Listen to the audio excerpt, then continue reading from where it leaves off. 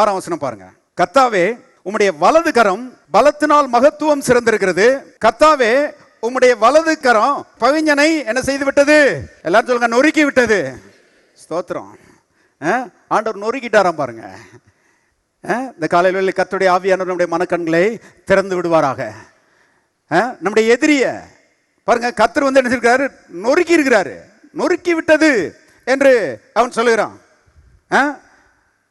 இந்த கதையெல்லாம் பாருங்க, சண்டே ஸ்கூல்ல சொல்றதுக்கு ரொம்ப உற்சாகமா இருக்கும்.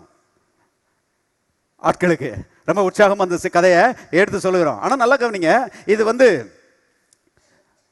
தேவன் பார்வோனை மேற்கொண்ட கதை கிடையாது.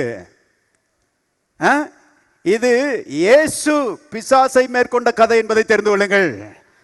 நல்லா புரிஞ்சுக்கணும். ஏன்னா பழைய ஏற்பாடு முழுவதும் அருமையானவர்களே புதிய ஏற்பாட்டை, அதாவது கல்வாரி சிலுவையை நோக்கி இருக்கிறது. பழைய ஏற்பாட்டு சத்தியங்கள் எல்லாம் கல்வாரி சிலுவையை அம்புக்குறியிட்டு காண்பிக்கிறது என்பதை தெரிந்து கொள்ளுங்கள். பழைய ஏற்பாட்டில் சொல்லப்பட்ட சம்பவங்கள் எல்லாம் அது நிழல் தான். ஆனால் நிஜம் ஏதுன்னு கேட்டீங்கன்னா இயேசு கிறிஸ்துனுடைய கல்வாரி சிலுவை, இயேசு கிறிஸ்துனுடைய கல்வாரி சிலுவையை அம்புக்குறியிட்டு காண்பிக்கும்படிதான் இந்த சம்பவங்கள்லாம் எழுதப்பட்டிருக்கிறது. மோசே சொல்லுகிறான், கர்த்தர் மகிமையாய் வெற்றி சிறந்தார், கர்த்தர் பகைஞனை நொறுக்கிட்டாரு அப்படின்னு சொல்லுகிறான்.